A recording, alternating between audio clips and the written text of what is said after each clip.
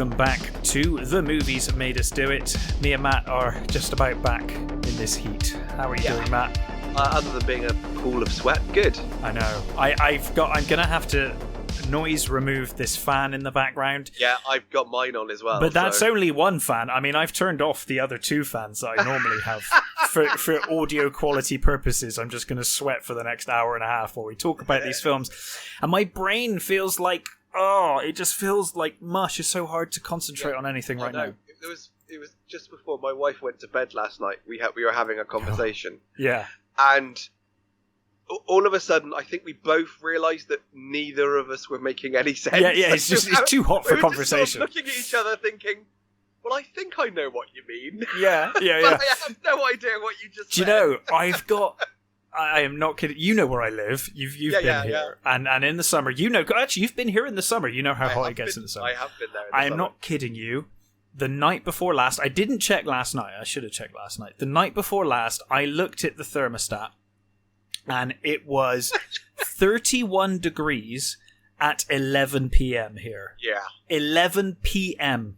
I mean, you've got that fuck off great big window in your living room, haven't you? That goes. Oh yeah, that doesn't help. I've not gone up. I haven't gone upstairs for like a week. I'm not even going up there. Like fuck that. That takes your breath away going up there. You can't even breathe. You walk in the room, you're like, oh my god. Yeah, those windows. It's just a greenhouse up there in the summer. Just say that room is just a massitive magnifying glass over you, isn't it? Pretty much. But obviously heat rises, and we're like the top floor, so You've got the best of both worlds. The sun all day, on the roof, and then the heat rising. That's the thing, because they're like, the peak heat is sort of midday to like 3-4, but here it just keeps getting hotter. Because you get the heat rising, and it just gets worse and worse and worse. And I think it peaks about 10 o'clock here in this house. It's just hideous. But anyway, we're going to do our best to muddle through this and talk some movies. Do you want to kick us off? Yeah, should we start with... we might as well start with Fear Street, hadn't we? Let's go through those. Let's start with the movies we've both seen. So I have only seen part 1 of the Fear Street trilogy. You've seen all 3, which is great. I have indeed seen all 3. So we can find out, I can find out more about the others. Yep. So yes, Fear Street Part 1, 1994 is where we'll start. Directed by Lee Janiak. I don't know if they're all directed by that person. Yes, they are. Assuming they are. So this is a Netflix trilogy, and I love the concept. I really liked the concept of this. It's a movie every Friday. Yeah. And they're connected, and there's nothing worse than watching a trilogy and having to wait a year for the next one or 2 years for the next one. Yeah. It's awesome, right? I was like, this is cool. We were totally sold. We got snacks in. We were like, because my fiance is a big R.L. Stein fan as well. I was going to say, I know she's read a lot of the R.L. Stein. Well, she hasn't read much Fear Street, so she's a big... See, that was why I wanted to know whether because from what I've read, this doesn't sound like it has much bearing on the books. No. Anyway. Now, as far as the community is, I mean, we're kind of in the YA community now these days. I get that. And the buzz is that it's not so much. I'm sure some people will probably disagree. But yeah, the general buzz to me seems to be that it's not particularly. Although there were some things when we were watching that I was like, what the fuck? And Paula was like, actually, that is kind of that way in the books. So I'm like, oh, okay, maybe that is just the way it is. But no, she's a big point horror fan. Yeah. And obviously read Goosebumps. I mean, everyone who didn't read Goosebumps. I didn't. I've never read a Goosebumps book. Oh, right. Okay, they were good fun. I have never read it.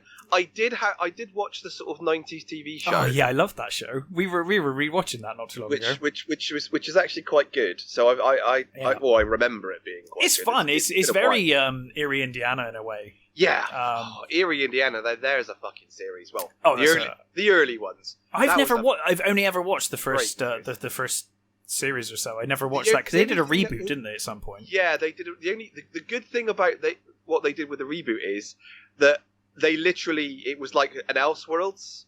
Okay. So the new kiddie and the new stuff was just a different universe. Well, that makes sense. Because because there were episodes where, or I think at least one episode where he spoke to the original kid. Ah, that's kind of cool. Which was really cool. That was a great that was great series. I mean, it may not hold up any. These days, no, I've not seen it, but we watched it We watched a couple of episodes a couple of months back because my fiance loves Erie, Indiana, and it's still great. It's still great fun. Oh, that's good. Yeah. And the other one that I always used to love as well was Round the Twist. Oh yeah, Round the Twist, the Australian one. Mm-hmm. Another utterly bonkers show. Great. Yeah, and Alex Mack and all of that stuff.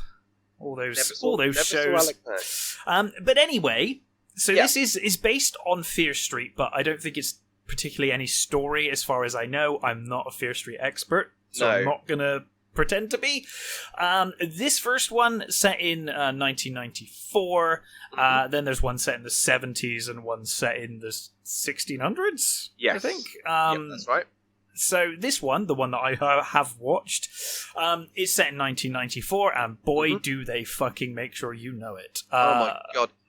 This is like the soundtrack is simultaneously amazing and fucking obnoxious. Yeah. Like they play, I swear, in the opening, the opening sort of 20 minutes. First 10 minutes, you get like 20 fucking 90s songs, but never more than like 5 seconds of each song, and then it skips to the. It's like so busy trying to get every song in. It's like listening to a teenager skip songs. Yeah, it kind of is. Yeah. I mean, it was great. I mean, I was the songs already. It was like perfect. Oh wow, fucking 9 Inch Nails. Jesus Christ. Okay, yeah. good. That's a good start. Me and Paula were the same. 9 Inch Nails. Me and Paula were exactly the same. We were like, holy shit, like. And I will say, I actually really enjoyed the opening to this one. I really enjoyed the opening in the mall. Yeah, it was all right. It was okay. It was cool. It was pretty good. Yeah, it was cool. I mean, it's blatantly Scream. I mean, they were totally because I mean, even to the fact that they cast Maya Hawke, who is probably the most well-known actor in this movie, and even she's only known for Stranger Things, really. Yeah. So I'm getting the impression that each of these purposely kind of heavily refers to other franchises, franchises, the 70s one from what I've seen. This opens with this girl in a bookstore, and she's murdered by her friend, or seemingly friend. He seems a bit of an odd guy, but you know. Yeah, I think you get the impression that they. I mean, she's going to get a lift home with him. That's right. Yeah. And so they work together or work in the same store. He's a bit of a joker, and he's like. And stuff, and so they're obviously, I think they're obviously friends. So he goes kind of crazy and ends up killing her. And which I did like the fact that like straight away there was no sort of you see the sort of the figure in the skull mask and hood like stalking her and things, and he's got off to get the car or something, hasn't he? The friend. Yes, he supposedly went to get the car. Went to get, and then when he's stabbing her, she unmasks him, and you immediately see that it's him. So which was like, oh, okay, that's kind of cool that you actually straight away see that it's him, and then he gets his head blown off by the police. Yeah. I did think we were kind of confused at first as well, because she gets stabbed and then she just runs like there's nothing wrong with her, and we were like, well, what's going on? Like, has she been stabbed or what? Like, with the injuries in these movies are awful. Right. So with that continues. it was a little weird. But then of course she's killed, and she's killed quite brutally, and that's one thing I will say for this movie in particular I thought was great, was that it doesn't shy away from the horror aspects. I mean, some of the kills are really quite gory, and I enjoy that in a slasher movie particularly. So I thought the opening was pretty good. I thought it was a solid start. It was a nice start. It was as far as sort of kind of homages, I suppose. Yeah, a homage kind of to Scream. You know, it did it. It had its purpose. It did its. It worked quite well. Yeah. For me, though, unfortunately, the film really just went downhill from that point on. Boy, does it. Personally, and you feel the same. That's interesting. Oh, yeah. So you're introduced to Dina. Yeah. And her brother, Josh. And they basically set up the whole sort of thing that they're from Shady Side, and the other side. It's Sunnyvale and but Shady Side. every time they said Sunnyvale, my brain Dale? auto corrected it. Yeah. And I just kept thinking of Buffy. Yeah, me too. I did that a lot, I must admit. It's like, stop doing that, brain. Yeah. Yeah, so there's this big rivalry between the two towns, and it kind of culminates in this football match, doesn't it? Yeah. Well, they've got a history of Shadysiders going mental and killing people. Yes, and the rumour is it's because of a witch. This witch, yeah. And who cursed the town, I think, in 1666, because of course. Yes. And the other side is like, they're all golden boys and girls. Rich and kids. Nothing bad ever happens to them. Yeah. And they're told that they've got to attend this memorial for the people that were killed. For the people that were killed. Oh, that's right. It's not a football match. Sorry, it's been a couple of weeks since I've watched this. It's not a football match. It's on a football pitch, but it's it's a memorial. The actual football people. So I don't. Yeah, I think a lot of people turn up from Shadyside, and only the football players that have to go. That's right. From the good side are sort of in attendance. And what I did think it was quite funny when they were saying about the tragedy thing and how like it can't be a tragedy if it happens like every week. Well, I think it can be actually. Well, of course it is, but you think if this is going on every week, you think why do these people still fucking live there? Yeah. Surely almost it's like the soap thing. I always have this issue with soaps. It's like, why does anyone stay in Coronation Street over Christmas and New Year? Just go away, because someone's going to die every year. Yeah. Yeah, so this it's a weird thing where it's like, I think Shadyside is like murder capital, and then Sunnyvale is like the safest place in the country in America. So they're like right next to each other, but for some reason one is really high violence, the other is zero. And the main character, Dina, she's just broken up with her partner. Mm-hmm. They are like. You could see coming on mile off. Me and Paula guessed it straight away. It's like, oh, okay, so then they're being very like specifically vague about. Yeah, it's so silly. It's like I don't know why. Like, okay, so it was silly because like they went so out of their way to be vague about it that it wasn't a twist or a shock at all, because it was like. It was obvious. You telegraphed it by being so vague, and I don't know why they did that. They might as well have just said, "I've split up with my girlfriend," and you like, mean cool. Sam's a girl? Yeah. Whoa, well, colour me shocked. We're in 2021. That's not terribly shocking. You could say that because it's supposed to be the 90s. Sure, but then it was keeping it from the audience. Yeah. Not from, like, I mean, yeah, fair enough. In 1994, I can understand them keeping it quiet potentially because of the people. It's kind of rural America. Maybe there's issues there, fine. Yeah, but it was more fine. The way it treated it to the audience that made it kind of cringy and, like, weird. It was like, well, you can tell the audience. Yeah. It was weird. But anyway, yeah, they meet up to kind of have an argument. Sam has moved to the good side. Yeah. So of course she's moved to the good side. So they break up. It's like, what the fuck? Yeah, they've broken up, and like these places must be pretty close because they're going into each other's towns every day. They're basicing neighbouring towns. It's kind of one town, really. That's been it's weird, isn't it? I did think it was odd. It's like, oh yeah, I'm moving away, so we're splitting up. It's like, fair enough. I know relationships that have done that. Not really when it's like, less distance than Bristol to Bath. Like, it's like I don't really get it. It's like 20 minutes away. Yeah, it's weird, isn't it? It was weird. I think she drives as well, so it's like, what's the issue here? Well, and I can kind of see the main character's point, because she actually says to the girl, you were just getting off with that guy. I can see exactly what you were doing. You split up with me to get with this guy. And from her perspective, I can totally see that, because it's like, you don't live that far away from her. There's no logical reason why you would have split up with her other than this. Or external pressures that, who knows. But in any case, they they have a falling out, and there's a big brawl because one of the guys. This is one of the things that it's a real detriment to this movie. Mm-hmm. These people do not feel like 90s kids. Not really, no.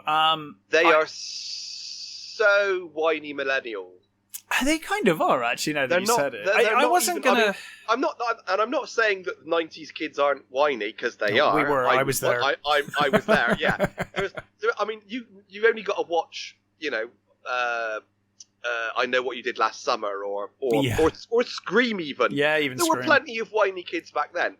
But the whininess is entirely different. It's a different flavour of whiny. I would say one of my main issues with the movie is, and it is a problem, especially when it comes to the murders in this film. Yeah. Is that I think they're quite well executed a lot of the time. But I just don't care about anyone. So that's my main problem with one of my main problems. I mean, there are many problems. One of my main problems is the two main actresses are so fucking unlikable. Their characters. I was the same, unfortunately. I hated them. They were just so. There was nothing to like. It's interesting. I didn't particularly. I don't know that I even hated them. I just didn't really care either way. I wasn't particularly endeared to anyone in the movie. No.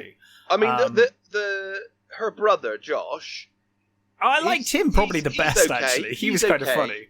And the friend Julia, she was all right as well. Yeah, And there was a weird thing that I kept thinking about the brother. One thing that was really bothering me. Well, Christ, I keep saying that, but there was a thing that bothered me about. They're supposed to be like in this awful part of town. And they are not. They're basically poor, and he's a nerd, but he's a metal nerd. Yeah. But everything is so clean. Right. I mean, yeah. not like not in a sort of like because I was poor a poor metal nerd in the 90s. Yeah. And I was clean. I'm not saying I was dirty, but what I mean is nothing looked lived in. Mm. My Iron Maiden t-shirt in 1994 was like full of holes and faded because it'd been washed about 1 billion times, but all their clothes look like they've just taken it off the hanger. You know what I mean? Yeah, and I think a lot of that is down to. It's a weird nitpick, I know. But it's a weird nitpick, but I think it is why did he have his fucking shirt tucked in all the time? Okay, that's a nitpick. I know. No, that is a nitpick. But it really bothered me, and it's a stupid thing. But it was like, dude, you do not tuck your shirt in.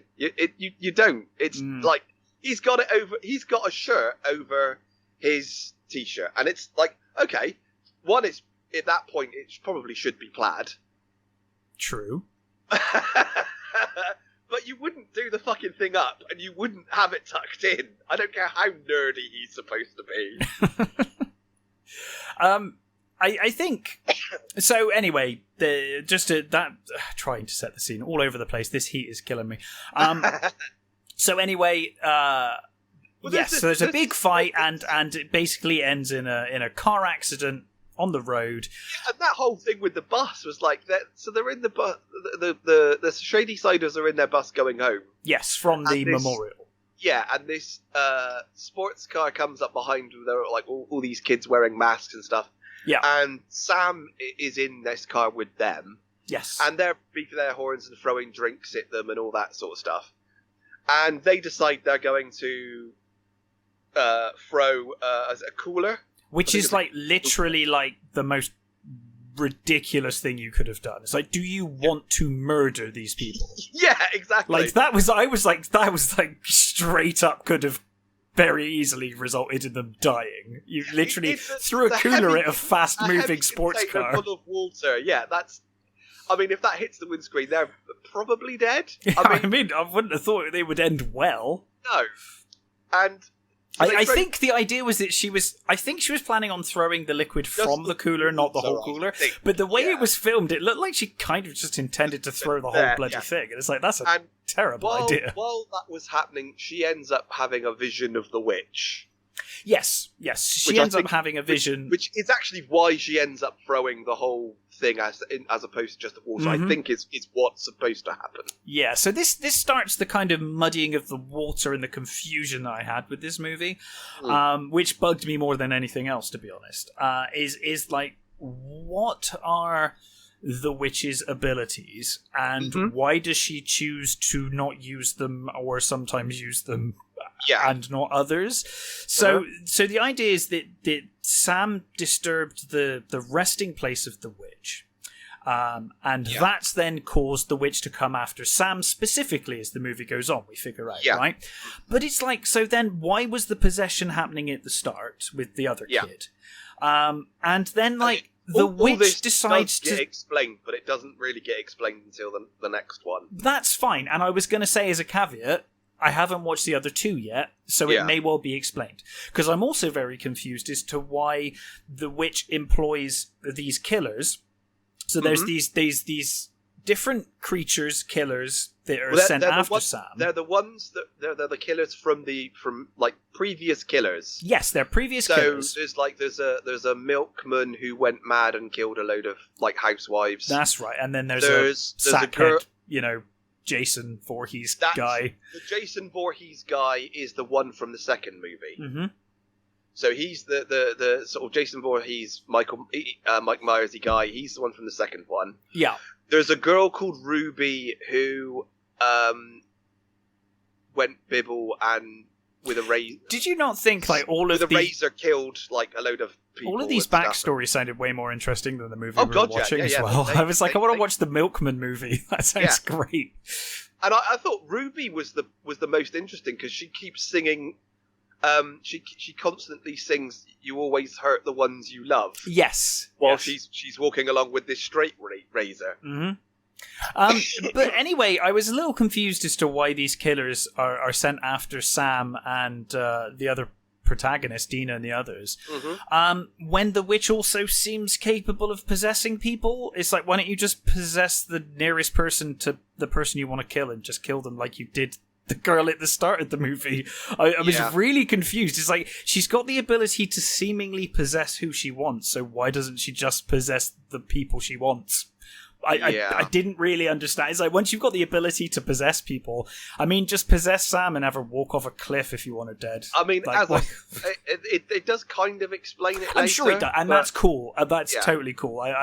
The caveat for me is I've only watched the first one. I think another one of the weird things about this movie is it doesn't really know what its tone is.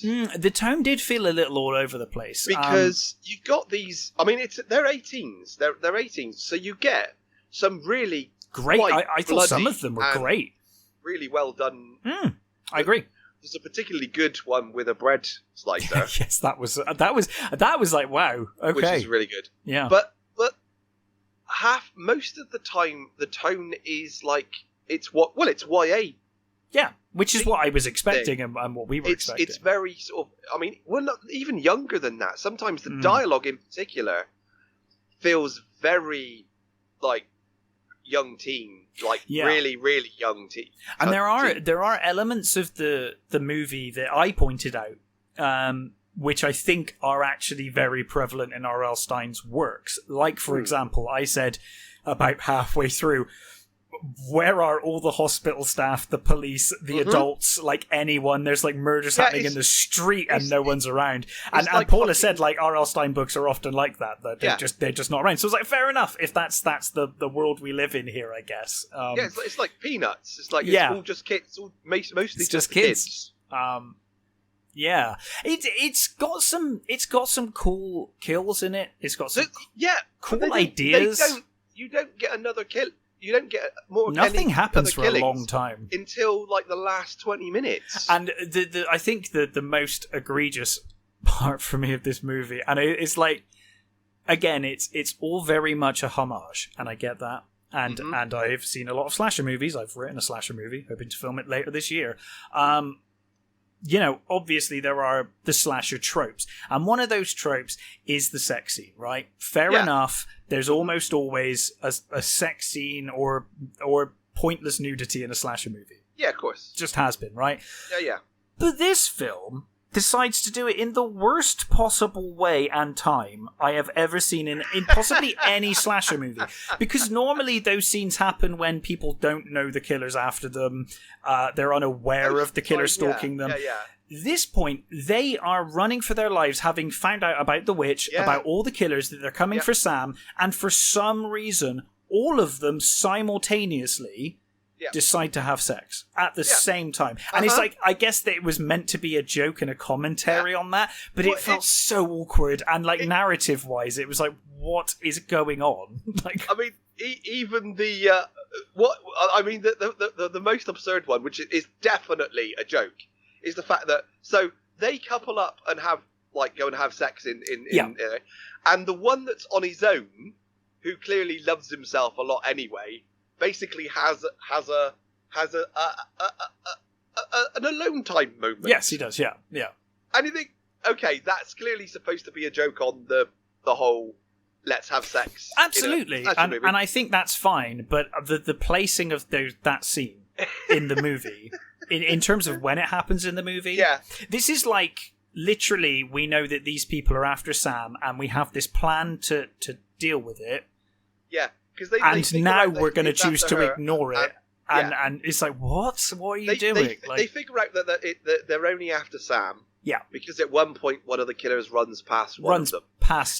Which again makes no sense, because we've seen in previous ones and in later ones, these killers go from randomly killing anyone and everybody that they come across to suddenly ignoring people. Well, didn't someone literally got killed in the street before all of this? And it's just never explained. That person got killed, it was one of their friends, but then they realise it's only after Sam, even though it killed... It's bizarre. It's really bizarre. It's like I said, the tone's all over the place. It doesn't quite know whether it's doing a proper horror movie or a teen drama with horror elements. And it really doesn't help that the kids are just not at all... I think that was the biggest issue I had, is that I wasn't particularly interested in any of the characters. None of them particularly grabbed me enough to care when they died. And that's what I really wanted, was like, I want to care about these people. That was kind of probably my biggest issue. And the ending with the drugs and adrenaline as well is like, what is going on? Like, adrenaline doesn't work like that, It's got a very fucking weird attitude towards drugs. This movie, the way they sort of like say, was it? One of them says, is it her brother OD'd on a load of drugs, but with the help of a load of other stuff? It's like, no. We've worked it out. If you take all of these drugs specifically in this order, then it will kind of kill you, but not really kill you. And then you're going to overdose, and it'll kind of kill you, but then we'll bring you back with adrenaline. And it's like, well, adrenaline might wake you up, but you're still going to be overdosing horribly and probably dead. I mean, like, it's going to be full of all that crap. It's like, what is going on? Yeah, it was a very odd sort of. I mean, it's like, God, this is. I'm sure this should come with like a warning at the beginning of it saying, please do not try this. Do not fucking listen to these dopey teens when it comes to like eating 1,200 pills and bringing yourself back with adrenaline. It's like, fuck hell. It's like EpiPens, isn't it? Like, it's just like, have a load of EpiPens, and that will stop your organs from dissolving somehow. Like, okay. So yeah, I'm afraid, and I really wanted to like this because I was really excited for the trilogy, but really not terribly impressed. And I will watch the others. I haven't got round to it yet, but you have, so I'm curious to see what you thought of the rest. So, I mean, are we giving stuff away, or well, it's up to you, really. I mean, it's been out for a while. The first one ends with them thinking that they've kind of got away with it. Yes, they killed her. They killed her, sort of thing. They actually end up drowning her. Yeah. And the whatever they are, ghosts or they think she's dead, so they've supposedly gone away. So they literally disintegrate. They disappear. So they go home and they think it's all fine and that. Now at some point during the movie, they just, because the young kiddie, the brother, is it Josh or whatever his bloody name is? I think his name's Josh. Yeah. Josh, yeah. Josh is like, because he's the nerdy metal kid, he knows all the history. He's been researching the witch. Yeah. So he knows all the murderers by name and what they did. Yeah, he's been on 90s Reddit and so, yeah. Yeah. So he's discovered that he realizes that in the 70s there was a survivor. There was a camp massacre in the 70s, and there's a survivor. So at one point they phone this woman, and the woman doesn't answer. They leave her a message, and then they go and get on with the movie.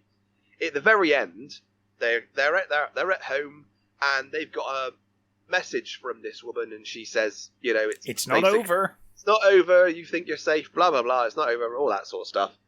And then she turns round, and Sam is now possessed. Yeah. And she stabs Dina, and basically that's where it ends. Yes. So this one bearing in mind that, as far as I can see from the logic of this film, the witch could have possessed Sam in the opening scene, but just chose not to for the whole movie, and then just decides to at the end. I couldn't get my head around the logic behind what the witch was doing this entire time. Maybe the sequels will give away that answer, but it sort of explains it, but it doesn't make sense when you put it the way you've said what you've said there. Maybe it's just the way I saw it. I don't know. It's trying not to say anything too much because. Well, the first one's been out a while. If you want to go into spoilers with the others, we can kind of warn people. So basically, they end up they wrap her up in the phone line. Yeah. And put her in the boot, and then they drive to this woman's house. Yes, the survivor. The survivor, played by what is her name? Gillian Jacobs, who. Actually, she was probably the most famous person in these movies. She was in Community and stuff like that. Yeah.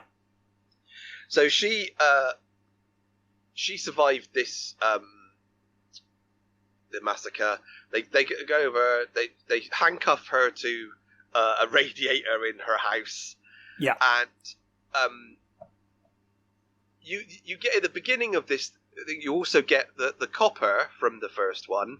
He put a note through her door. He did, yes. Saying it's starting again. Yeah. And this woman, she's got this.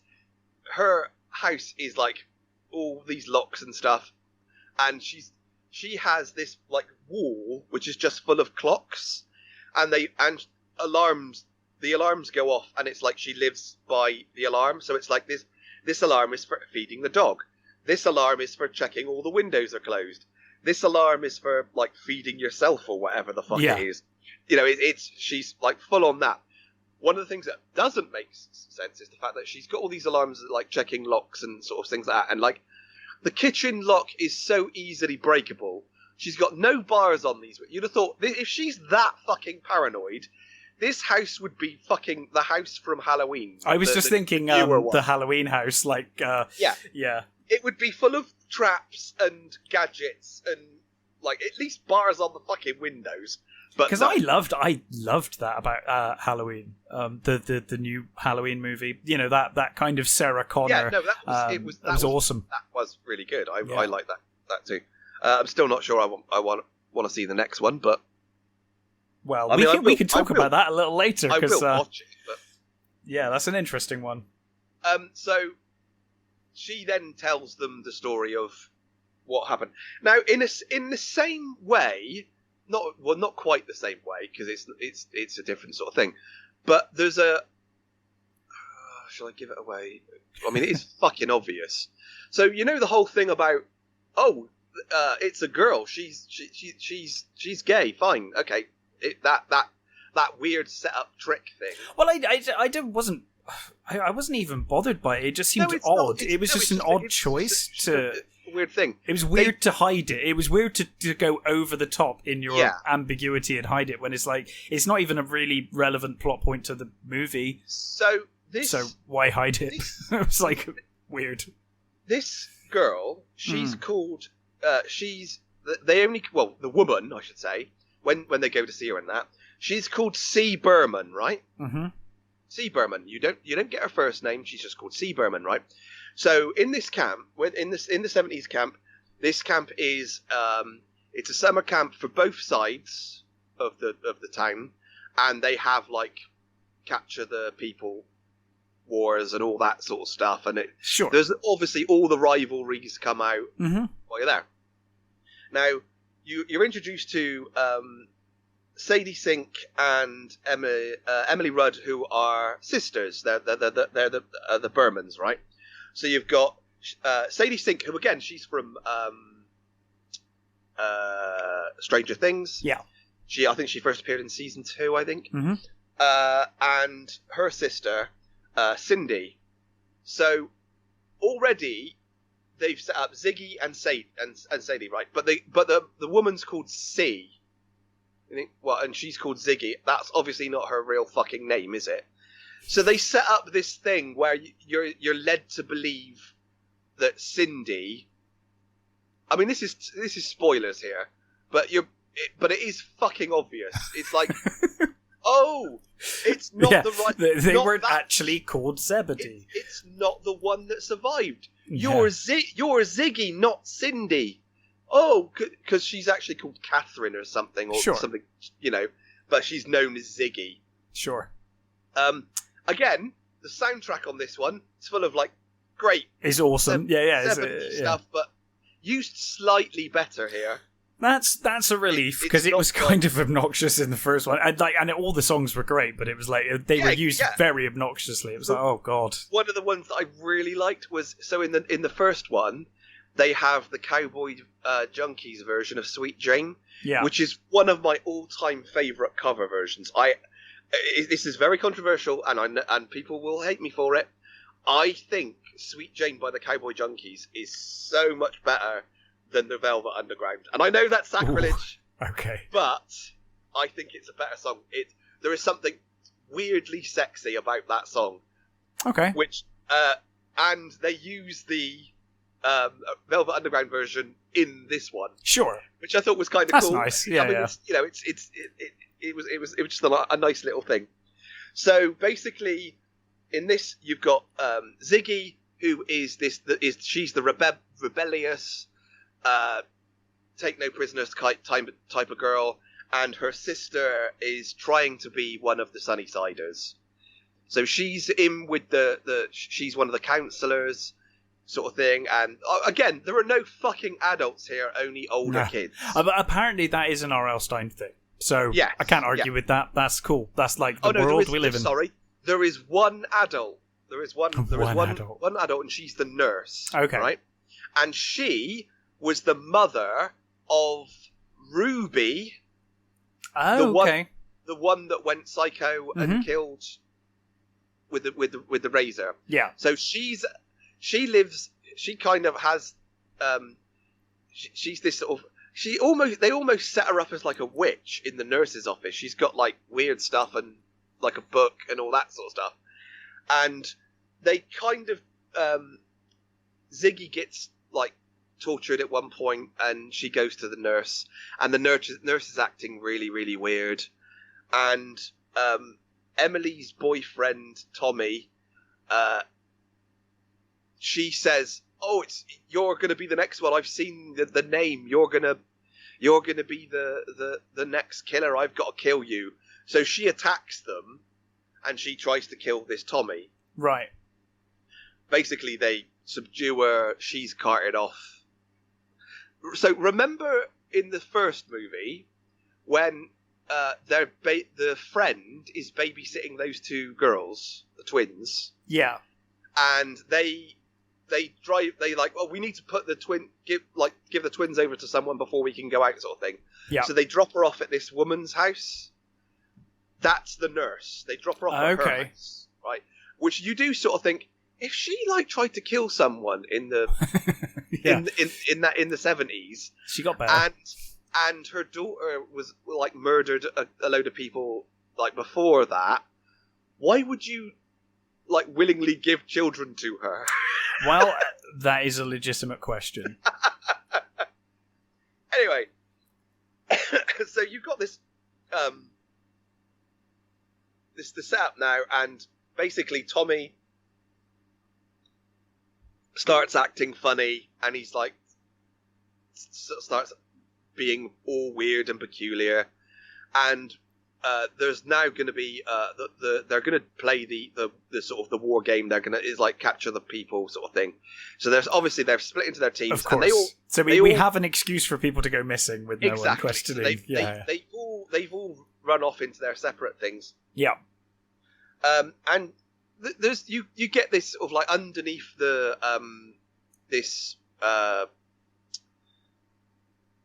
camp. There are all these caves, and they lead to this chamber. And this chamber is obviously the witch's chamber. It's got, because there's a rhyme that I cannot for the life of me remember what the rhyme is. It's a very sort of usual sort of, the witch will get you if you do this, and she'll chop your head off if you do that, and all that. Okay, so it's a rhyme of rules that you should follow if you want to survive. Yeah, it's that kind of sort of thing. Maybe not survive, but it's that sort of the old werewolf one, you know. Yeah, or the Freddy thing. Yeah, it's that kind of thing. And they this chamber they discover, which has got these these sort of big stones around it, has got the names of all the killers on them. Right. And Tommy's name is lo and behold, Tommy's name is at the bottom, scratched in on this stone. Mm-hmm. So he's got an axe, and he's gone round and he's chopping people up. So this one does, again, there are some full on really great killings. Yeah. And then there are some other ones where they do this sort of, I think mainly because it's younger kids that he's killing. They don't show you killing the younger kids. The camera pulls away. Okay. And you hear the sounds, sort of thing. So that, again, that sort of the tone. It's slightly better here. Yeah. It works slightly better because most of the kids they're killing are. I have heard the second one is better than the first one. Is way better than the first one. I will say that. Yeah. It's way better, and of course it's very Camp Crystal Lake. It's the whole. Well, it is literally Camp Crystal Lake. I believe they filmed in the same camp as I think Jason Lives. I think it's the Jason Lives camp. Yeah. And they basically discovered that the witch that cursed them, she cut her hand off to make this deal or something, and the hand is separate from where the body is. Right. So they find the hand. It's at one point, and the tree that's in the mall that they blatantly go, "Here's a tree in a mall. How weird." They make a big deal of showing you. I don't actually remember them doing that, but saying, "Oh, did you not get that?" No. Oh. Well, I mean, the trouble is, it was a couple of weeks ago that I watched this, so my memory of the first one's not. In the very beginning, when they're killing Maya Hawke, they're killing her right in front of the tree. Okay, so that ties in. Yeah, that tree, it's the hanging tree. So, right. Just the kind of thing you'd want to build them all around. Exactly. Yeah. So they basically, while they're being picked off. Now, I will say, so the three girls in this one, so Cindy, Ziggy, and I think it's Alice. Mm-hmm. Alice is playing this very sort of, she's got this sort of short white sort of hair, and she's very sort of, almost Joan Jetty. She's nice. kind of, not exactly Joan Jett because she doesn't have the black hair and all that, but that sort of feel. She's got that sort of 70s girl feel about her. Yeah. She's kind of cool. Those three are way more likable. See, that's what I'm missing. That's what I missed from the first one. So the fact that we have more compelling characters will definitely help me with the second movie. Yeah, the Emily character the sister who is trying to get in with the rich kids sort of thing. She goes from being she actually does have a proper arc because the sisters, they don't speak to each other anymore properly because they've she's trying to be with them, and Ziggy is keeping true to herself, and she's she's the rebellious one. So they at the beginning they're at odds, and through the movie it's obvious, and it's but it's an actual fucking arc. And that's what I need. And towards the end, that they've come together as sisters again. That this is forced them to be to rely on each other, and again you get some really nice kills that lead up to this, and basically it not spoiling it. Well, I'm going to spoil it because but I won't go into too much detail. But okay. Obviously, it's hard for you to talk about the rest of the trilogy without spoiling some of it, I guess. You've already said she's the only survivor. Mm-hmm. So, literally... Yeah, we know that everyone dies if you watch the first movie. Yeah. But there's also one of the other... And also, I mean, it's a slasher movie, so exactly. You kind of expect that. What you don't get from that is one of the other kids that Ziggy that is getting in with, he is the sheriff in the first one. Ah, okay. Right. So that's how he knew to put the note and all that stuff. Yes, cool. So he's one of the rich cider kids. Mm-hmm. But he reads books. So at one point Ziggy makes some comment, and he says, "Oh, that's that," and she's like, "You read these books?" And he's like, "Yeah, of course I do." I think it's Stephen King. They sort of bond over Stephen King. I think. Okay. Kerry, I think it is. It's they bond over Kerry.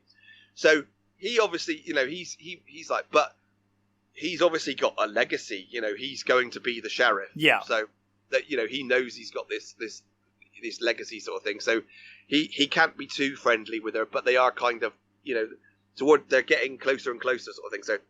So by the end, she isn't the only survivor. He survived as well. Mm-hmm. Right. And of course, they make at the end of the first one. Spoilers. They basically say the two kids that died in the pharmacy in this place, they blame them for the murders. They say they were drugged up, and they went bibble and tried to kill them. In a similar way, in this one, they obviously Tommy did do it, but they blamed the Darksiders get all the blunt and all that sort of stuff, right? Yeah. No one believes her about the witch and all that sort of stuff. It's all like, oh, the witch, and Tommy. I think his name's Tommy or whatever. The not Tommy. The kid, the one that's going to grow up to be the sheriff. He doesn't. Will he doesn't back her up when she says about the witch stuff. Right. So of course, she ended up as she is, alone in her house, locked in with her dog, and and she's. I don't think she's spoken to anybody for probably years and all that sort of stuff. Now again, with the inconsistency of the things, at the end of the first one, the main girl gets stabbed by her girlfriend, doesn't she? Yes. There's literally no sort of thing with that. She's just fine. Just walking around like fine. Yeah, there's no... that seemed to happen a few times in the first movie. It was a bit confusing. Yeah, they just walk off like wounds. Just walking off, that's fine. Essentially will kill you, Yeah. Yeah.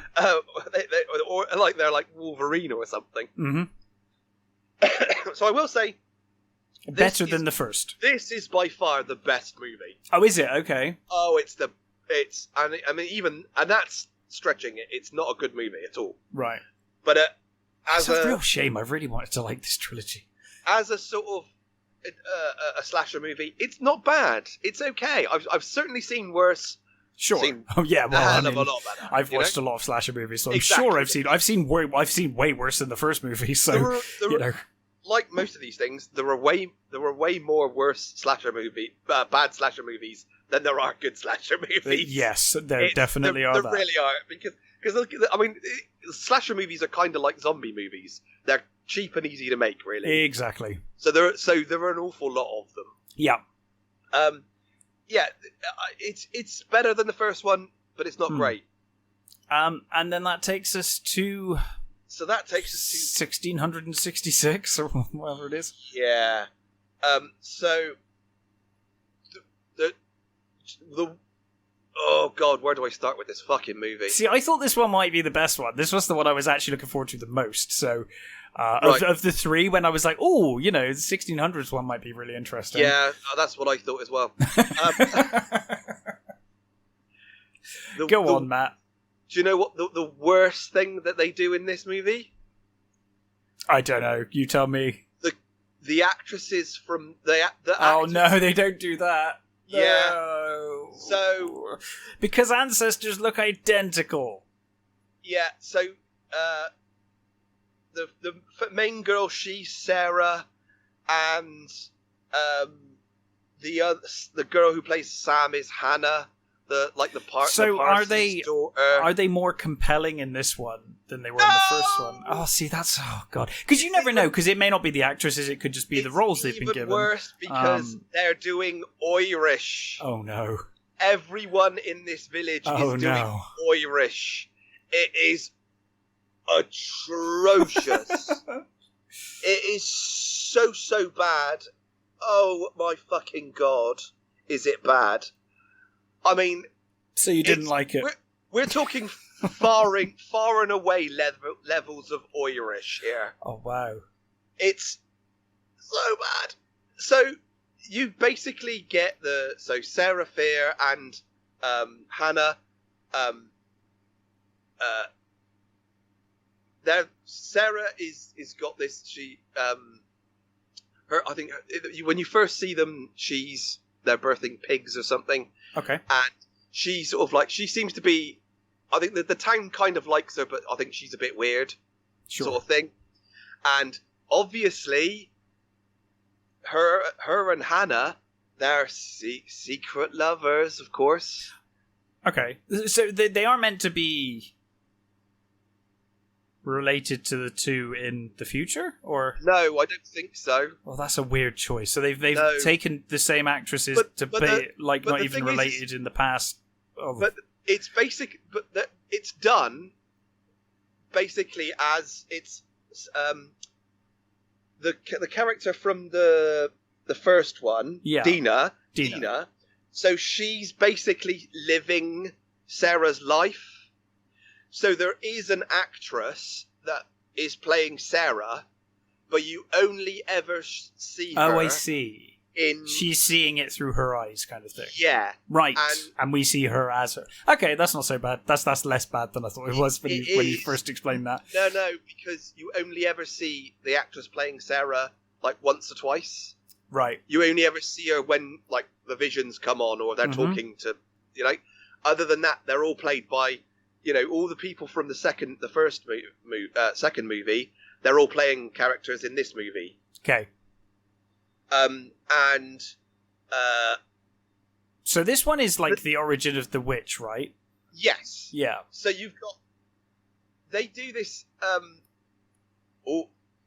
We're gonna have this tonight. It's like the moon of the harvest or something weird like that, and it's like, oh, we're all going into the forest. They're all like, all the teenagers are talking, you know, they're as they pass each other, they say this, there's this phrase that they say, which is like, I don't know, the summer meadows are good and we're going to party tonight, basically. That's not what it is. I was going to say, it just sounds less like a party and more like a cult. Yeah, so they get, basically, they meet in the woods and they eat these berries and then they all trip out. Oh, okay. So they get this, like, they're all tripping in the woods and one of the guys tries it on with Hannah, and of course Sarah intervenes and they go off and they, you know, do what they do, and basically the Hannah's father, the parson, starts going a bit bibbledy, and they're like, "Ooh, what's wrong with the pastor? Oh, he must be bewitched and all that sort of stuff." Sure, 1600s and all that. Yeah. And to cut a long story short, he goes bibbledy. He ends up killing a load of the children. Right. He basically takes all their eyes out. He takes his own eyes out as well. Mm-hmm. Meanwhile, you've got a guy who lives, Solomon. So Solomon Good. So you establish it early on the Good family. So the sheriff and the mayor of the Good side, they're literally called Good. Their names are they're right. Good. Which leads to what at one point the line, "Good is evil," which is fuck. Yeah, exactly. So the Good family are the ones that rule. You know, they're the you know. So basically, you discover that there's this guy. So Solomon, who his wife and child died, he lives on the edge of the settlement. He lives sort of, you know, in this his cabin, not quite with the preacher guy. He's his brother, and she goes. I think that they're trying to set her up with some marriage or something. Sure. All gets a bit fucking convoluted, but it's like, okay, right, fine, whatever. So she's been basically told to marry someone she doesn't want to marry. She's in love with Dina Hannah from the first, or Sam from the first movie. Yeah, and that's so okay. There's an interesting enough story there. So obviously this part of the movie is trying to be the witch, or I guess it'd push Blood on Satan's Claw. It's that sort of, you know, it's the period horror type thing, which you know, which is usually my bag, and I very love, much my bag. The Witch is one of my favourite horror movies of the last 20 years. It's Blood on Satan's Claw. Now that you brought it up, that's a fine movie.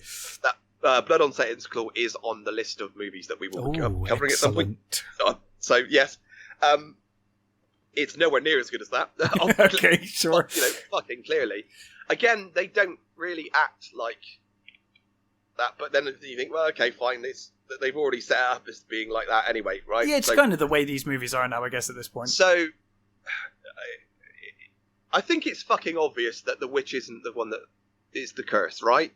I mean, this seems to be the twist in each movie seems to be like kind of really in your face and obvious the whole way through, but so yeah. So basically, you get what happened to them. They, you know, somebody says, "Oh, they were bewitched. They're, you know, they were doing ungodly things." So she goes on the run, but she gets caught. You know, and obviously because we know what happens to them. They're dead. They get sort of, you know, murdered on the hanging tree. So, yeah. Well, she does. She says she admits to doing evil things so that Hannah gets spared. She says it was all me. I did a deal with the devil. I bewitched her. Mm-hmm. You know, just kill me, sort of thing. And then for the second half of the film, you get 94 Part 2. Oh no, that's a shame. Yeah, okay. I mean, I kind of assumed they were going to go back to that because the end of the first movie kind of does by the time they get there, you're willing them to fucking get there because it's just that bad. The 1600s was it's so cack-handed, and it's like, could we please stop doing the Irish accents? It's fucking awful. Right. Just stop. I don't know why it's like, why did they feel the need to give them all Irish accents? It's just no. Stop Especially if they can't pull it off. No, they can't. It's and you know, it's the typical, like, it drops every now and again, and they're just doing their normal accents. It's like, why bother? If you were gonna do it, just don't. Don't do it. Yeah. I suppose it could have been worse. They could have been trying to do funny English. Enough, a movie that I'm going to talk about in a minute has a situation rather like this. Yeah. So, I won't go into what happens in the second part, but it's more of the first one. Mm-hmm. So it's rubbish. Yeah.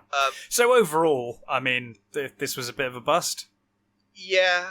Unfortunately. I honestly can't recommend these movies. Me either, and I really wanted to, because I really like this concept of a trilogy coming out each week. I love horror. The thing about this is these movies, they were initially going to be just that. They were going to be released normally. Yeah, wasn't it like Paramount or someone just gave up on them completely? They basically just gave it to Netflix, you know, sort of thing. So it would have been released, I guess, with a gap between. Yes, yeah. And honestly, if that first movie would have come out, and I would not have gone to see the second one. Well, we haven't bothered watching the sequels yet. Well, there you go. And we have Netflix at the moment, so I mean, I'm sure we will, but I would say wasn't terribly impressed by the first one, unfortunately. The second one is definitely the best. It's got way more likable characters in it. Yeah, I mean, that was the biggest issue with part one. And it feels more 70s than the 90s felt. You know what I mean? Sure. They do a better job of. It's still not great, but they do a better job of doing the 70s than they did of the 90s. The third one is the worst, I'm guessing. Yes, kind of. But I mean, it's kind of. It's also, if you're going to watch the second one, you're kind of. You're might there as then. well. Yeah. Well, I think I will watch all three in the end. Just see how the story ends. You know what I mean? Yeah. They're not good. Mm. They're really not good. It's a real shame. Yeah. No, I can't recommend them. No, I really can't. Certainly, I can't recommend the first one. It has got some really cool, deaths and some stuff. Of the death scenes are really nice. There's some real full on 18. Yes. Yes. But the story and the characters. That first one, there were like music cues that make it sound like Scooby Doo. Yeah, it's really weird. It's a really odd. Tonally, the first movie is very strange. Mm-hmm. I will say, I thought that it's lit very well.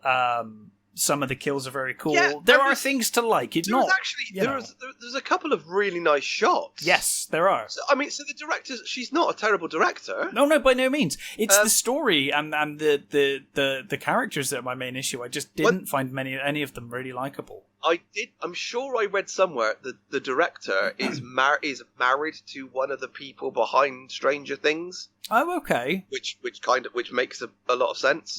Yeah, it's certainly got that vibe about it, especially the Mal opening of the first movie. The first one does feel very Stranger Things at times, which is not a good thing because Stranger Things is way better. Well, that's always a problem, isn't it? When you're kind of referring to movies or series that are better, it just makes me want to watch the better thing. So that's never good. Oh well, it's a shame. Like I said, I really wanted to like this movie, and it was a shame, and it doesn't sound like it got much better. So yes, so cannot recommend Fear Street, I'm afraid. So thanks to my housemate, and have his Disney Plus subscription and love of Marvel movies, I have seen Black Widow. Oh no. So yes, directed by Kate Shortland. I've heard. So the thing about this movie is, from what I've heard, is it's not as woke as it, I didn't think it was. Could be, but it's not good either. I wouldn't say it's. I thought it was. It's okay. That's one thing I did really forget to say about actually the third one of those Fear Streets. What? The whole. The bad guy is the white copper, persecuting minorities. I see. Yeah. That message was, that was a blatant message in that third one. It was like, okay, fine, right, okay. So So anyway, carry on. Yeah, Black Widow, obviously starring Scarlett Johansson, Florence Pugh, David Harbour, and Ray fucking Winstone. This movie, it's all right. It's I will say off the bat, I'm not really into superhero movies, so it's not for me. It's not my kind of movie. But that said, it's not the worst Marvel movie I've seen. It's definitely not the best Marvel movie I've seen. It's very middle of the road, is how I feel generally. It is worth watching. I think that's all they can hope for at this stage.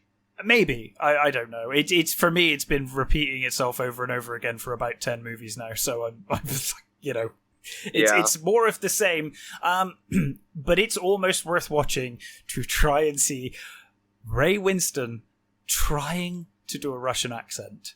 It is unbelievable. It's all over the place. His accent slips a lot. And I found it unintentionally hilarious. But no, I wouldn't say that this movie is terrible. I think it's very average for me. I thought it was fine, mostly. So basically, it kind of starts off 1995, and basically, David Harbour's character and his wife, they're undercover agents, and they're stealing information from S.H.I.E.L.D. They've completed that mission. Like the Americans style, that sort of thing. Yeah, I guess so. So they've stolen intel and they've escaped to Cuba to meet their boss, Dreykov, and basically child Black Widow and her sister, although I don't think they're biological. They're his kids, and they go to meet Dreykov, who's played by Ray Winstone, and basically at that point, have they used the whole de-aging thing for Winston? Yes, and it's not bad. Okay, it's all right. Actually, I was going to say they did. I mean, they do a bloody good job with Douglas. So yeah, I mean, this is one of the things they did well with the CGI. Because this film has some of the worst CGI I've seen in a long time. The end of this film, the CGI it's hilarious. It's borderline hilarious in places. I don't understand how the Marvel movies have got their CGI has got worse as they've gone on. This one How is that even possible? They've got all the money in the world. I don't know. I mean, maybe COVID. Although I thought this was coming out pre-COVID anyway, near enough. It was made a while ago now. It was made a while ago. It's been put back about 3 fucking times, hasn't it? Yeah. Well, yeah, and I don't know. I'm assuming this was filmed after Endgame and all of that had finished filming. Yeah, I think so. But that is at the core of this film's problems. This film takes place after Civil War. But I'm watching a film about Black Widow and Natasha Romanoff, and there's this peril here, and I'm like, she's fine. I know she's fine because she's in like 2 more fucking movies, and I know exactly when she dies. This film should have come out at least before Endgame, preferably before Infinity War. But this is what this is what we've been saying for years. It's so weird. This movie should have come out around Iron Man 2. They should have between Iron Man 2 and 3. Yes, that would have been perfect. Or after Winter Soldier. That's when they should have made this. They couldn't have released this one after Winter Soldier, Matt, because this movie is basically Winter Soldier. Yeah, it's like the end of this movie. Yeah, I was like, they could have done something else. You know what I mean? This is the thing. Scarlett Johansson was completely shafted by the fact that they just didn't want to give her a movie. I thought they were going to do the Hawkeye Black Widow thing with Budapest that they keep referring to in all of these movies. The Budapest thing, but they don't. Joke now, isn't it? Well, they bring it up in this movie, and basically all that was that they killed Dreykov, or they thought they killed Dreykov. They bombed his Budapest office. Right. And that was supposedly he's dead, which is why effectively, this movie is about these Black Widows. So it's not just one Black Widow; it's a load of them. And we saw that before. I think we had flashbacks. To them we at had. some point. We had. And they're trained in. They get the scene with the ballet and the shooting and all of that in one of the movies. I can't remember which one. Yeah, the Red Room and all of that. One of the Avengers movies, I think. Yeah, it is, isn't it? Where she's talking to Hulk. I think she's. Yes, she's talking to Hulk about Banner, her red in her ledger and all of that stuff. Yeah. So and they make it. There's some very weird, poorly chosen tones in that conversation. About well, funny you should say that. That that she's a monster and all that. That she feels like she's a monster because they removed her uterus and stuff. Yeah. Well, this movie turns that into a joke, and it's a really awkward, horrendous joke that really I don't know what they were thinking, because I was watching it and I was like, wow, I thought he was in poor taste in, is it Age of Ultron or whatever, when they have that conversation and she says I feel like a monster because of it. It's like, because basically she couldn't have kids, so she said she felt like a monster, and I was like, this is really awkward and horrible. I think it's actually worse here because it's like a punchline. They make it into a joke. David Harbour's character basically makes a joke saying, because I think her name's Yelena. Yelena, who's quite a funny character throughout the movie, actually, is just very stoic and very stereotypically Russian and kind of angry, or not angry, but just doesn't find anything funny. So David Harbour's character makes a joke about her being basically at her time of the month, and then Yelena just basically says we don't have a time of the month. They removed this and they removed that and they scooped it all out, and it's basically played for laughs, and it's even more poorly toned than it was in Age of Ultron, when at least there was some seriousness. It's a joke now. It's funny. That was probably one of the worst scenes of the movie, actually. It was like, I'm guessing was not this? in a funny, tragic way. No. In a ha-ha funny It's meant way. to be funny. It's meant to be laugh out loud funny. It's a punchline. Okay. Which I thought was just horrendous. It's like, this is actually horrendous. I don't know why. This was directed by a woman, wasn't it? Yeah. Kate Shortland. I'm not sure what else she's directed. Okay. I thought it was really, really weird. It was odd, that. But that aside, it's like I said, it's not terrible. I didn't think it was a terrible movie. I thought it was very middle of the road. I've seen most of the Marvel movies. I think I stopped at Endgame, so I haven't seen any of the series or anything else. And I haven't watched all of the ones before Endgame, but I've watched most. I have not seen any of this. I think I'm kind of done with them. I think I've had enough. I was done before Infinity War, and I do love superhero movies. I'm very bored of them. I'm honest. I think Endgame was a good point to go. Yeah, okay. I think it's going to be hard to fucking top that now, especially with the way they're going. Yeah, I mean, to be honest, I thought this film, like I said, it's fine. It's not awful. It's just not particularly good either. I think the worst parts are it's kind of deciding to basically just use straight up steal scenes from Winter Soldier, which is a much better movie than this movie. Winter Soldier is probably the best Marvel movie. It's up there, isn't it? It's certainly one that I would watch again. It's one that I can definitely watch again and again. So, yeah, that is not a good movie to try and... No, I mean, there's a straight-up scene where it's basically the same. You remember the scene with Captain America telling Bucky that he won't fight him and that, he wants to turn him back? That exact scene happens here in this movie. With far less finesse and it's just way more awkward. It's really awkward. And I know they've made David Harbour's character a joke. He's a joke the whole way through. And he's a super soldier, Russian equivalent to Captain America. Yeah, he's the Russian Captain America, who's he's actually quite not a bad character. I don't know the character at all. So, and Taskmaster is now a woman for some reason. Yes, it's revealed at the end that it's Dreykov's sister. Spoilers: it's Dreykov's sister. No, daughter. Dreykov's daughter. Daughter. That was injured in the bombing that Hawkeye and Romanoff caused when they tried to kill Dreykov. Because of course, yeah.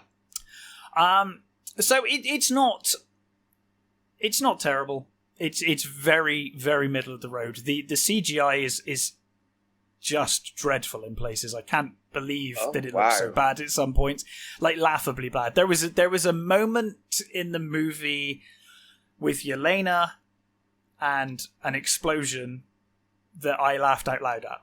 It was such a badly shot, executed CGI. Everything. It was just awful. And Ray Winston's death, oh my god, it's hilarious. I don't know if they were going for laughs because it's that bad. But are we talking Buffy the Vampire type series movie death? The old is it that bad? Is it that bad? We're talking we're talking like an explosion that blows his glasses off and the glasses fly into the screen. Kind of like, 3D style. Yeah, but it's not in 3D, so it's just really fucking bad. Okay, I don't know. It's all. There were some very odd choices. But as I said, it's fine. It's not my kind of movie. The story's okay, I guess. I would have much rather see Budapest.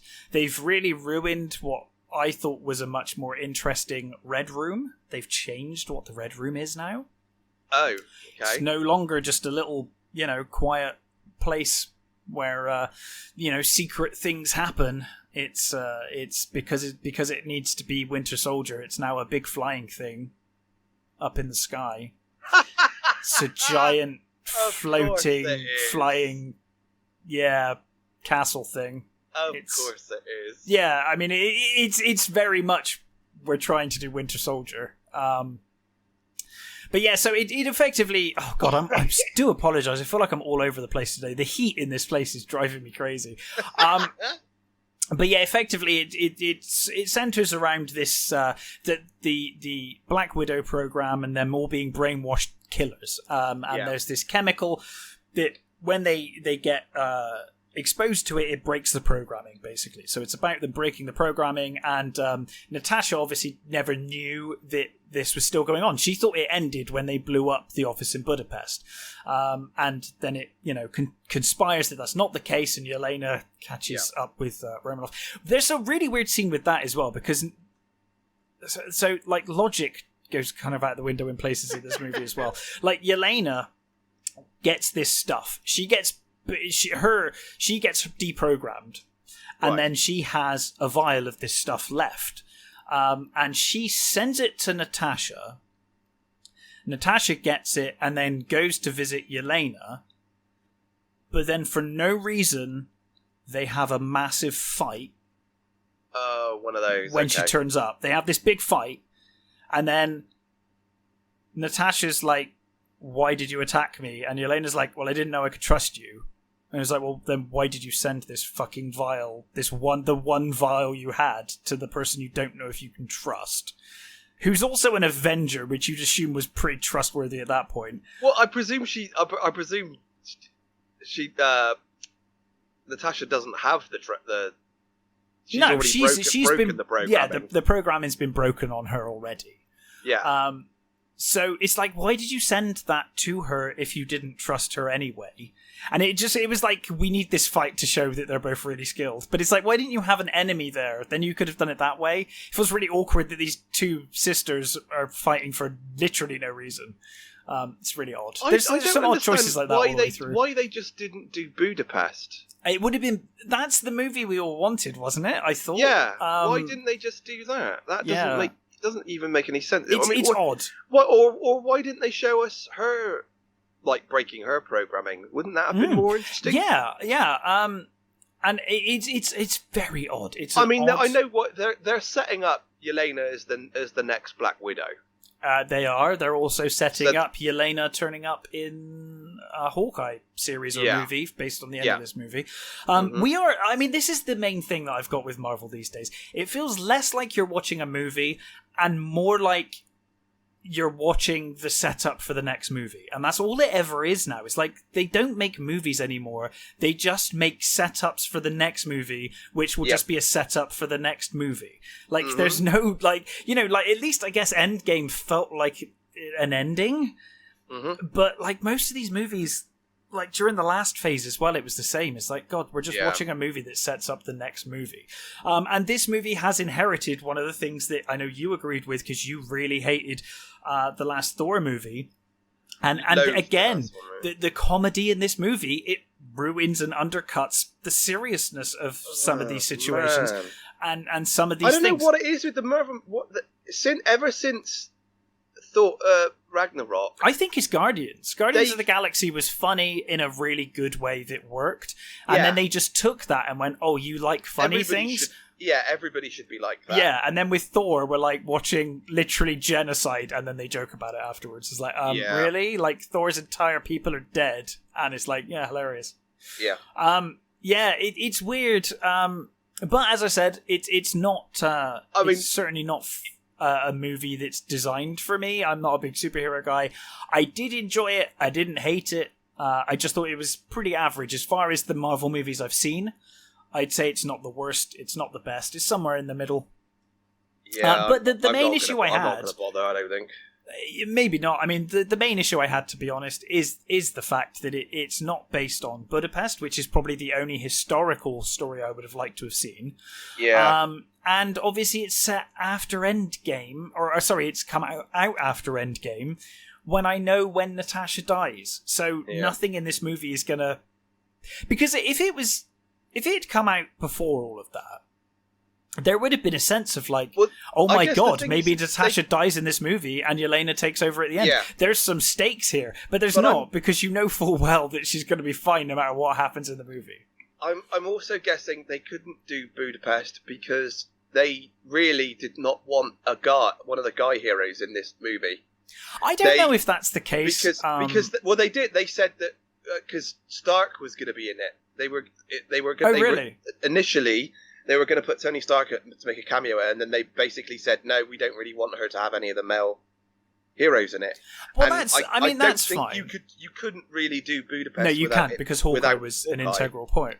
Well, that's fine. I mean, if they wanted to do that and they didn't want the male superheroes in it, that's fair enough. But I do think it should have come out. I don't have a problem with it. With that, because it should be her movie. It absolutely should be her movie, and that's a fair point actually. That if you'd done Budapest, it would have been a Hawkeye and Black Widow movie, not a Black Widow movie. But then it wouldn't have been so bad if they would have done it earlier. That's the problem. This movie should have come out before Infinity War, and then it would have been fine. 10 years too late.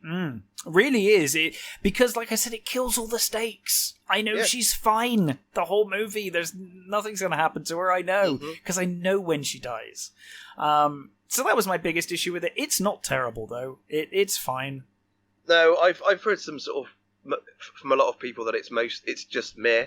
Yeah, it's fine. It's fine. I didn't think it was terrible. I've heard Florence Pugh is great, but then she's great in everything. Everything I've seen her in, she's been great. I have literally never seen Florence Pugh give a bad performance, and she was my favourite character in this movie. So well, that's good. Yeah, she's great though. She is always great. I mean, I suppose that's promising if she's going to be the next. Black Widow. I would suggest they're heavily setting up the fact that she is going to be the next Black Widow.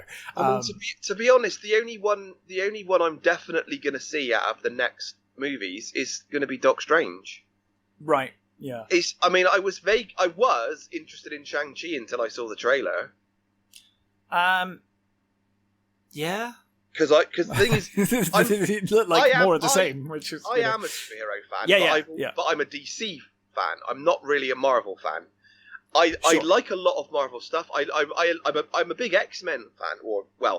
I was when I was a teenager. Let me caveat that. Fan. I'm a big 90s and earlier. Yes, so that was me when I was growing up. I loved X-Men. Yeah, I loved superheroes when I was a kid. I didn't. Yeah. I didn't. It's not even. I don't even hate superheroes or anything. I like it. There's been too much of it now, and I'm just so bored of seeing it. I'm just bored of seeing the same bloody story over and over again with a different. And this movie is the same. It's just like, let's just do what we did before again. Okay. Yeah. I feel like I've been watching the same movie for like a decade. Like, just swap out the characters and make the same movie again. Yeah, it's not But yeah, good, is it? I don't know that I'm planning on seeing any of them, but I'll probably end No. up seeing some of them. Who knows? But it's fine. It's fine. If you like, if you love Marvel movies, you'll probably love it. I would imagine.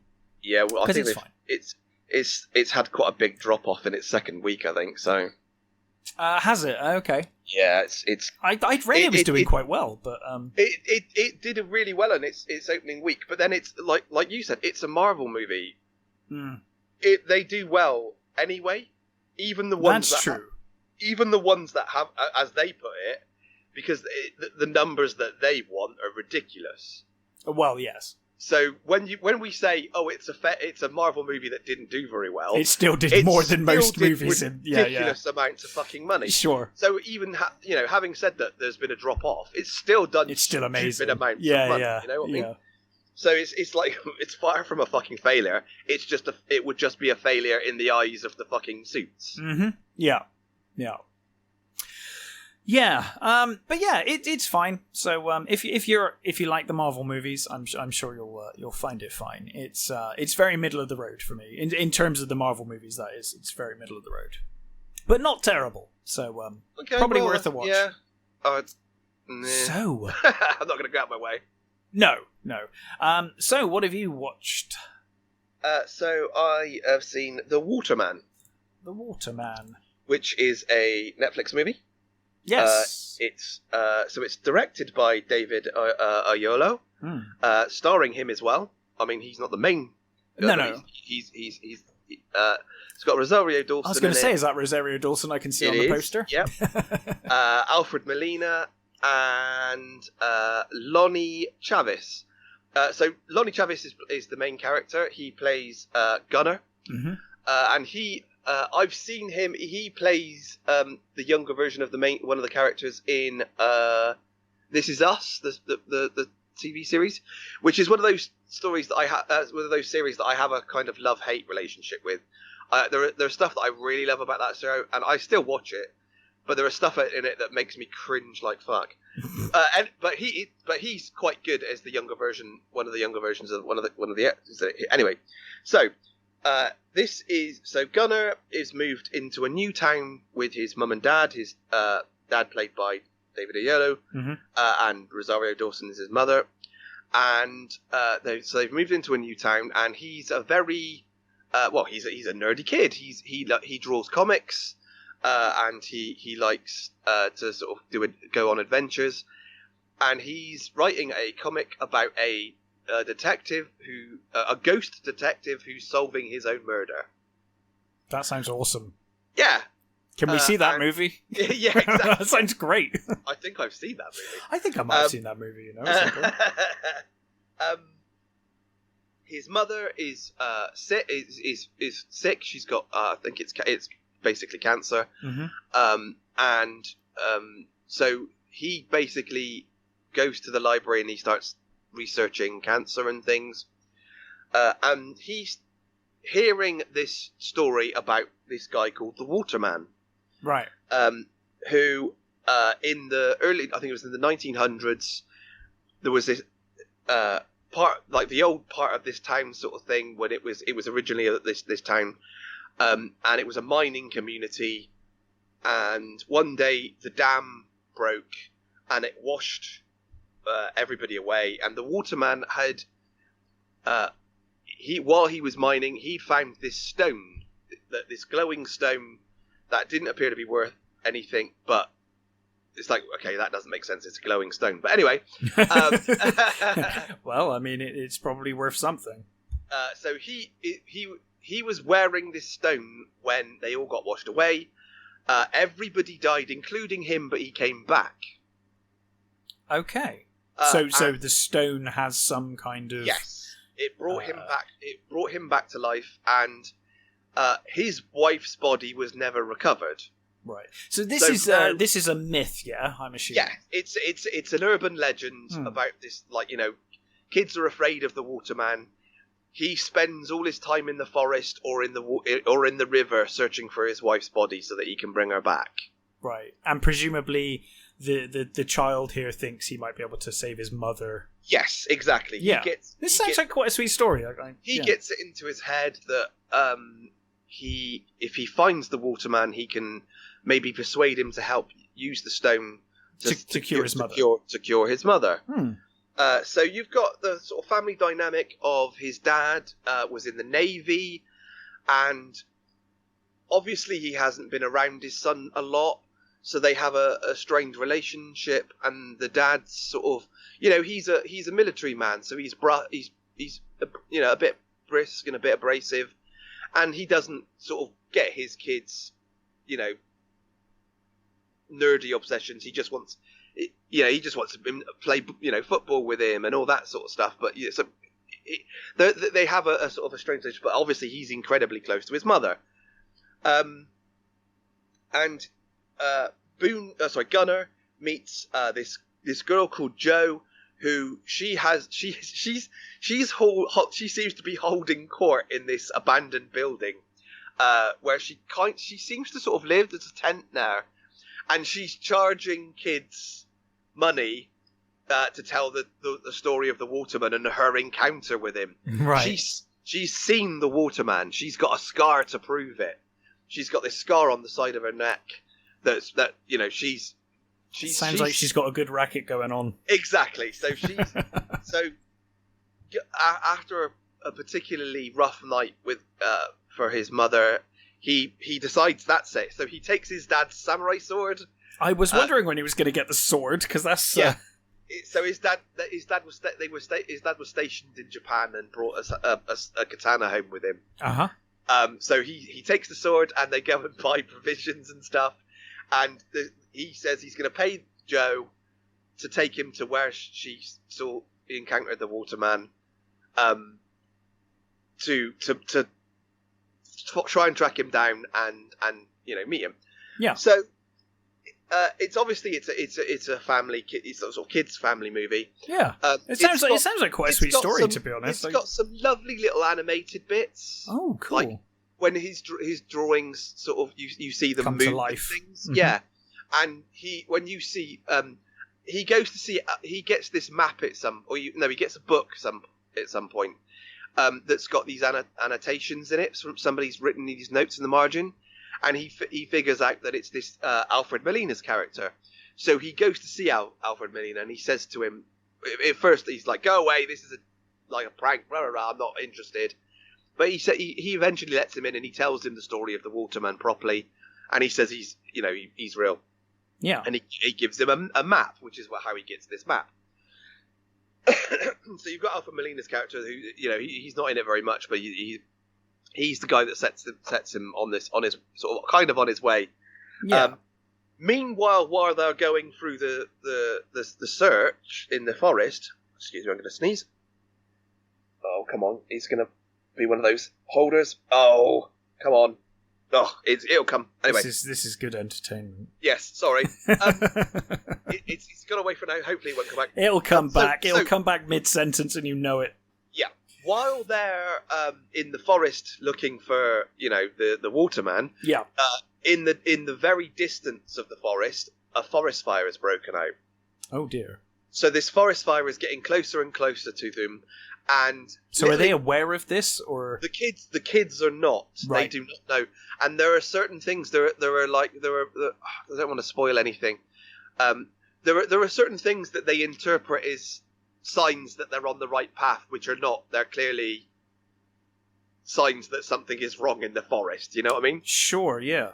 So that they're sort of, trying to get the Waterman, the fire is coming closer, and the dad is, he wants to go and look for his son.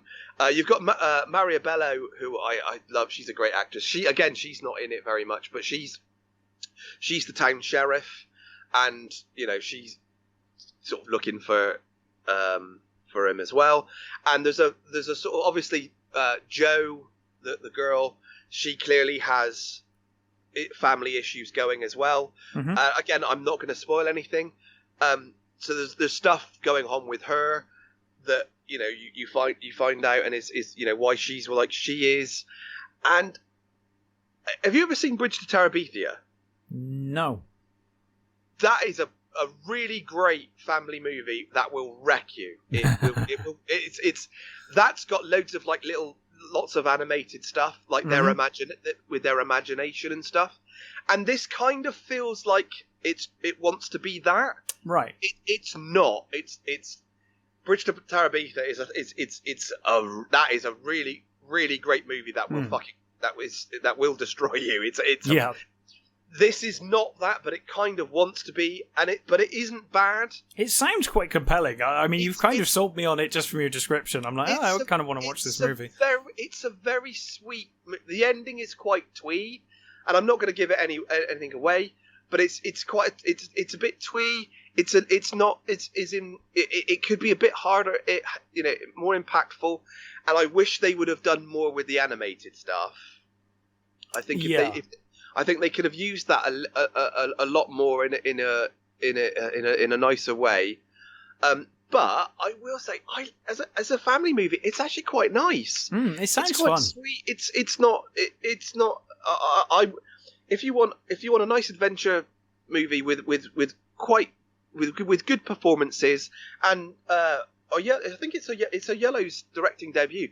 It's nicely directed. It's not groundbreaking in any way, but it's a genuinely sweet family adventure, and I would recommend it if that's what you want. Yeah, it certainly sounds like it's worth a watch to me. Yeah, if you want to see a great family adventure, see Bridges to Terabithia, but I will warn you, it will kill you. It will break you. It will not kill you. It will break you. It's a great movie. This is not as good as that, but it is quite a good movie. It's a nice family movie. Sounds good to me. So, have you watched anything else? I know you've watched something else. I pretend like I don't know what you've got. We've lined these up so that I've got images, but humour me. So yes, I have seen a classic horror movie. Yes, which is literally called a classic horror movie. A classic horror story. A story, yeah, story. So this again. We're totally sticking with Netflix this week. It's a Netflix horror. It's Italian. Mm-hmm. Italian horrors, some of my favourite horrors. Yeah. So this is you're introduced to I think it's Elsa, or is it Elise? Elsa. So Elise, she is when you first meet her, she's talking to her mother on the phone. She's in a diner and she's talking about having an abortion. I think she's a student, and she's going to take this trip so that she can go and have this abortion. Mm-hmm. And she's going to carpool with in this van with a bunch of strangers, and they're going. Obviously they're going on this trip, and you meet. She goes out. You meet the driver, who is he's sort of this sort of like jolly sort of film student, and there's a gruff sort of doctor who he's going home apparently, and then there's a young couple. One of them who is English, the other girl, I think she says she's from Odessa, so she's from Ukraine, and they're this couple that is going to a wedding. The English guy apparently is from Bristol, so yay! Nice.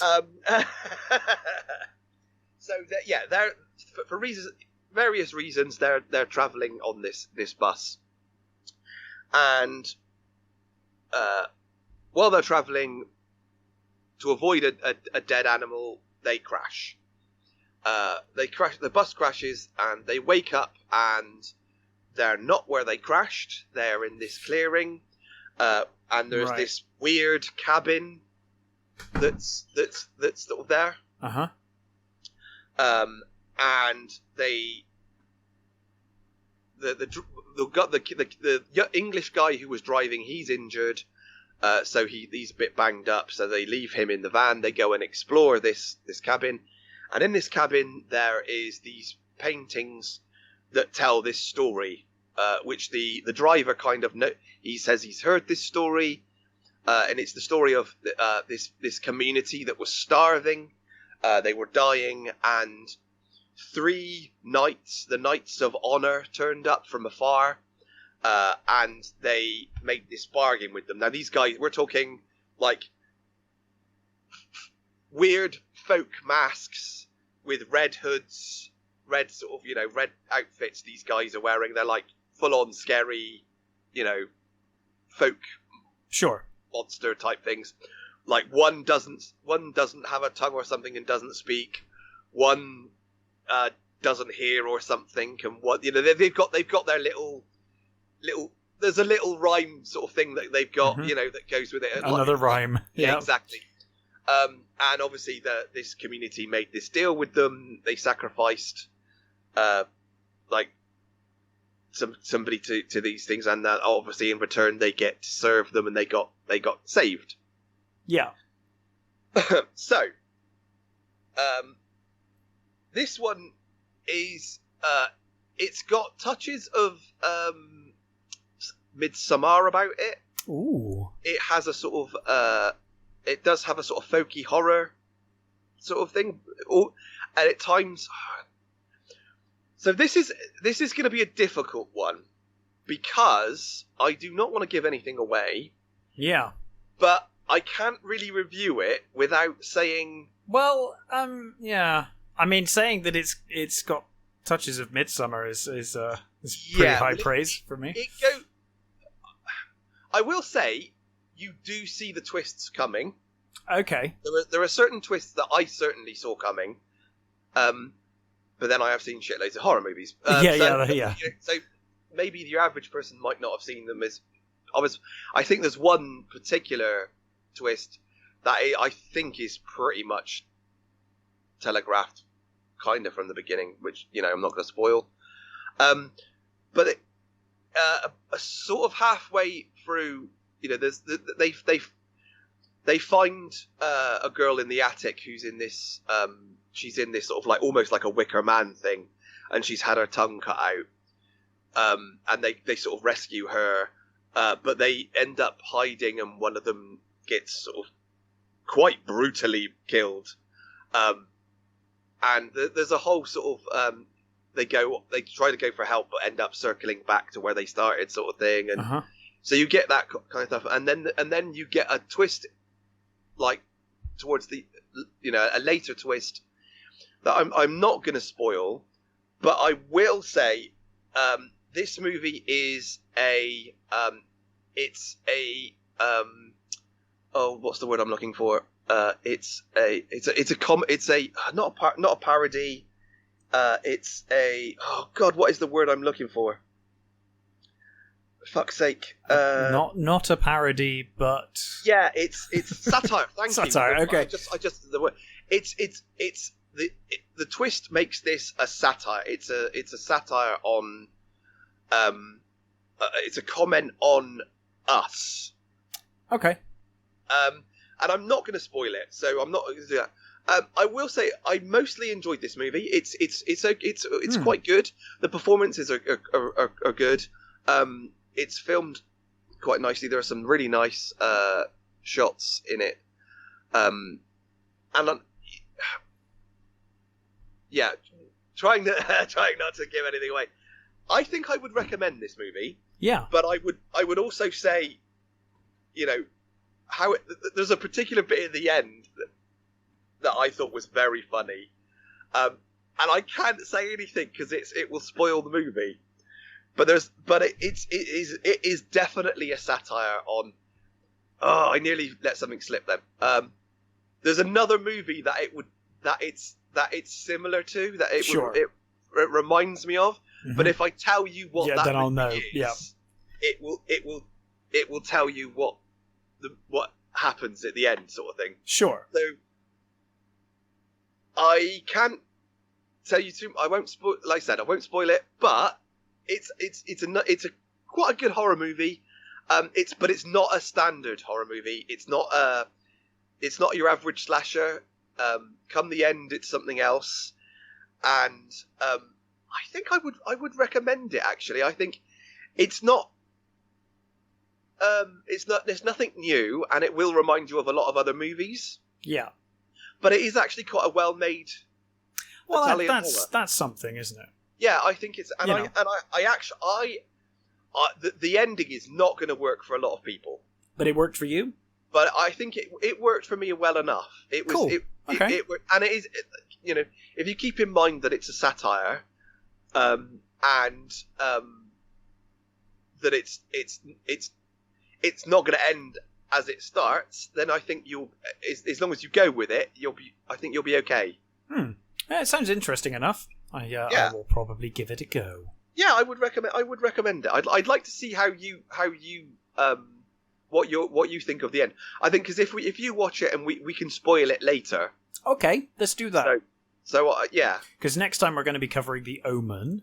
We are indeed. So maybe when we come back after that, I will have given it a go and let you know what I think. Yeah. We can go into more spoilers then, because it'll be a little bit older. Yeah, that's kind of what I'm thinking. Sounds good to me. Well, I think that's about it, isn't it? I think we are caught up. Obviously, we should mention Robert Downey Sr., who died. Yes. And we should also mention Richard Donner, who died the other week. We're going to cover next week, which is why we're going to be doing The Omen next week. Yes. And I mean, what an amazing career!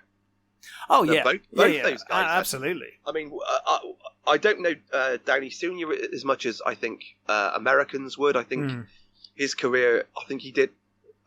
Americans would know him a lot more than we would, because I think he was in a lot of series that I think Americans would know more than we would.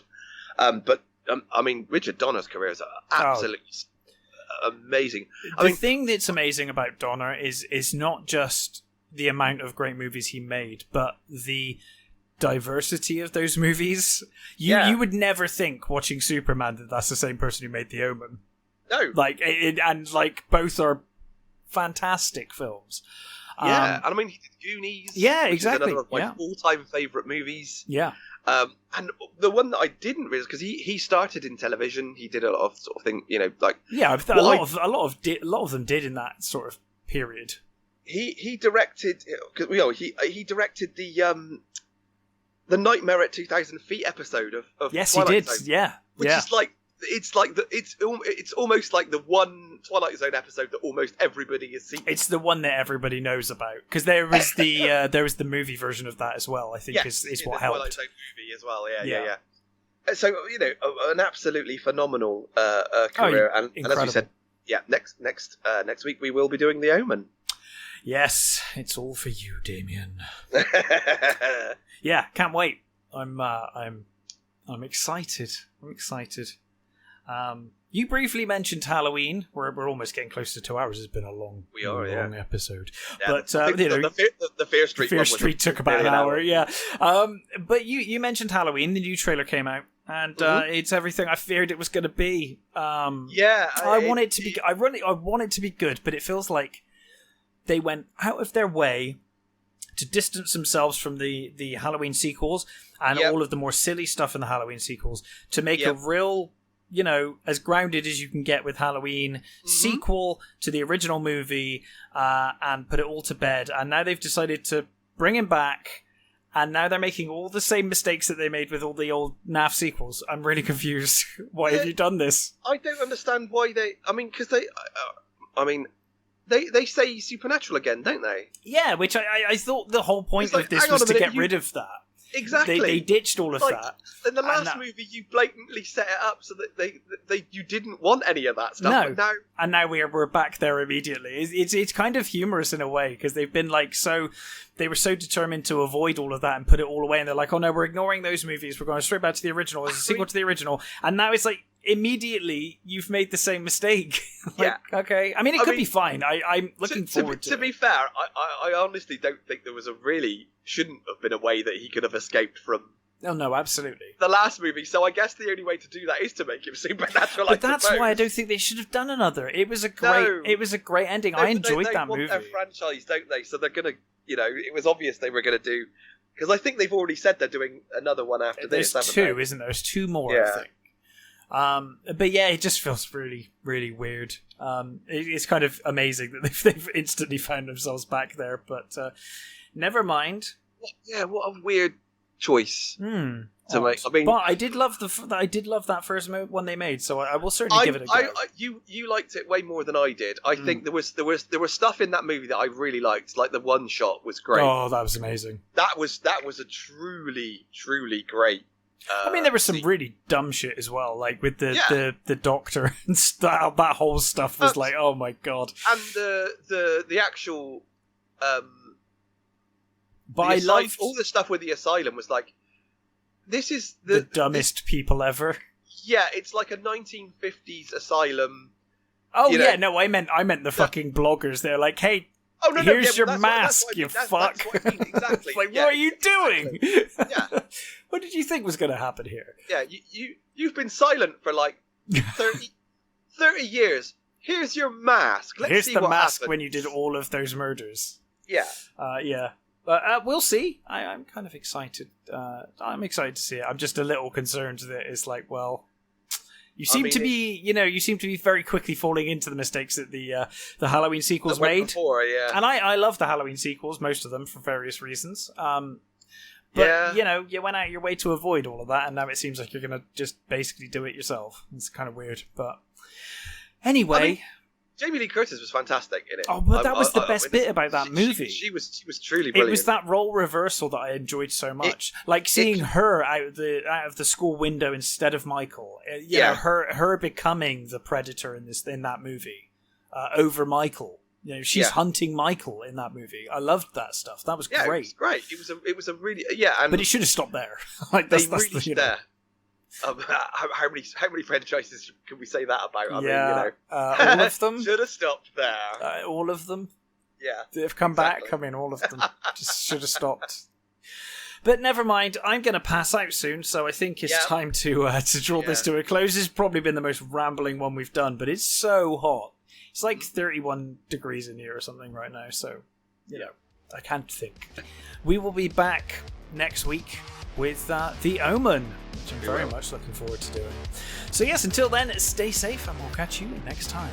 Bye.